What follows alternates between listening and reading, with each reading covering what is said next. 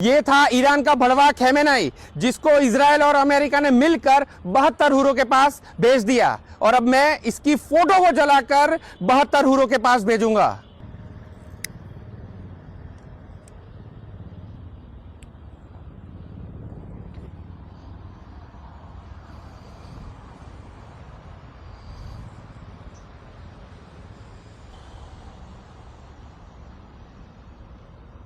तेरा मेरा रिश्ता क्या, ला इलाहा इल्लल्लाह। तेरा मेरा रिश्ता क्या, ला इलाहा इल्लल्लाह। क्या सुन्नी भाई भाई भाई भाई भाई। तेरा मेरा रिश्ता क्या, ला इलाहा इल्लल्लाह। क्या सुन्नी भाई भाई भाई भाई भाई। तेरा मेरा रिश्ता क्या, ला इलाहा इल्लल्लाह।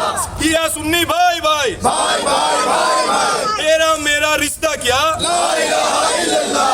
तेरा मेरा रिश्ता क्या, ला इलाहा इल्लल्लाह। नारे तकबीर, नारे रिसालत, लब्बैक या हुसैन, लब्बैक या हुसैन।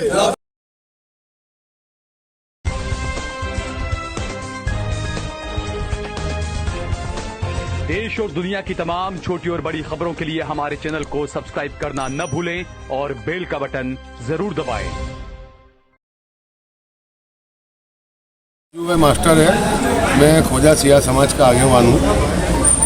जो ये बेहुरमती की गई है उसके चलते किस तरह का अपना कार्यवाही की है, क्या कहोगे? आज हम सब शहर के तो सब तमाम फिरके के मुसलमान सब भेगी हुए थे। अभी साबरू पुलिस स्टेशन में भी हम हाजिर हुए हैं और पीआई साहब से हम मिले। विशाल गोयल नाम का एक शख्स हैगा जो सनातनी बताता है अपने आप को। उसने हमारे उलमा, हमारे बड़े पीर, हमारे आयतुल्ला सैयद अली खamenei की तौहीन करी है, उनका पोस्टर जलाया है और उनके साथ गंदी हरकत करी है। और वो पोस्टर में कुरान मजीद की आयत भी लिखी थी। इसके लिए हम फरियाद लिखाने गए थे, लेकिन उन्होंने अच्छा आश्वासन दिया हमको कि जो एरिया में जो बनाव बनाएगा वहाँ पर तुम फरियाद लिखा सकते हो। आपका नाम और परिचय? मेरा नाम शेख इशरत हुसैन है, सोशल एक्टिविस्ट हूँ।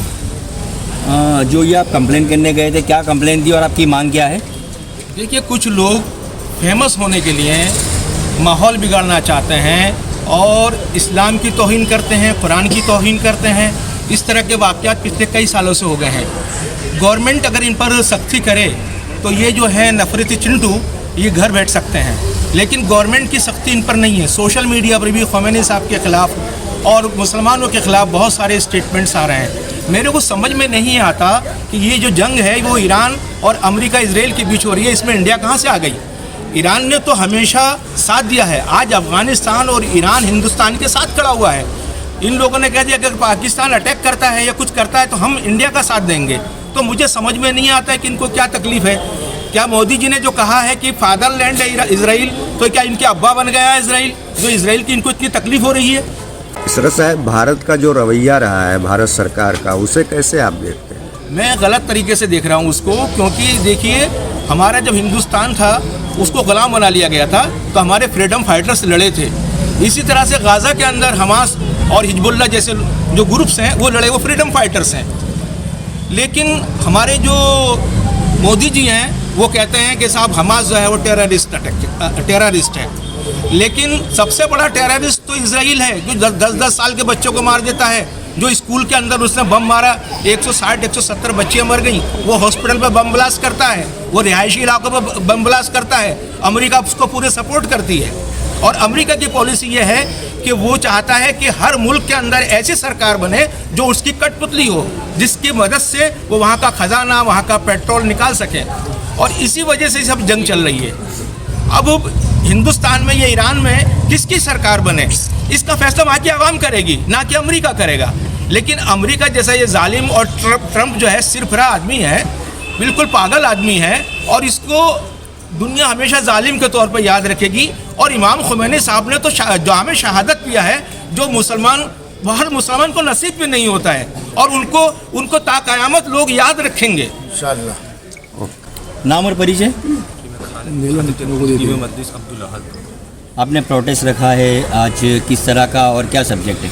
देखिए, हमारी बात ये है कि शहर अहमदाबाद के अंदर कुछ लोग इतनी नफरत करते हैं, नफरत दाढ़ी से, टोपी से, अब इनके लेना देना नहीं है, उसके बावजूद भी आयतुल्लाह ख़ुमानी साहब के फोटो को आग लगाता है, उस पर इस्तिंजा करता है। इसके घर वालों उसको नहीं होगा मालूम कि क्या करना चाह रहे।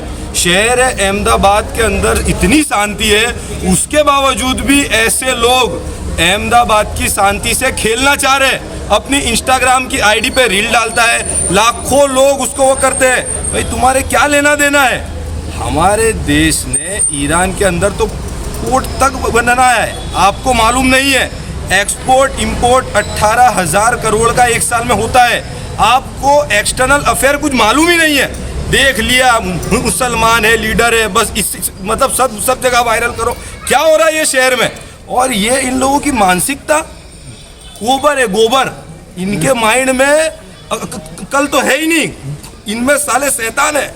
इनको आलिम उल्मा हाफिज कौन है भाई। हमारी आस्था है, हमारी आस्था के साथ और कुरान पाक की आयत पे इस्तिंजा करता है। ऐसे आदमी पे स्ट्रिक्ट ऑफ स्ट्रिक्ट एक्शन हो और जेल में डालना चाहिए। ये बाहर रहने के लायक नहीं है, इसको पासा होनी चाहिए। FIR वगैरह कुछ की है यहाँ? देखिए, हमने शाहपुर पुलिस के इंस्पेक्टर साहब से बात हुई है। उन्होंने हमें बात की कि जहाँ पर ये वाक़या हुआ है वहाँ पे कंप्लेन करिए, FIR करिए। कायदा कानून एक को एक के लिए इक्वल है, अगर रॉन्ग है तो FIR होगी। हमें आश्वासन दिया है और हम लोग कल जाने वाले। आपका नाम और परिचय? सर, अजमीना शेख है दरियापुर मोड़ से। जो ये हरकत इन लोगों ने करी है ये अच्छी बात नहीं है। हमेशा ईरान इंडिया के सपोर्ट में ही रहा है और ये भारत के मुसलमानों को आतंकवादी ही समझते, दूसरा कुछ समझते ही नहीं है। तो इसके पीछे इनका एक्शन बराबर लेना चाहिए। इसको जेल में बनाना चाहिए, बंद कर देना चाहिए जेल में इसको, बस।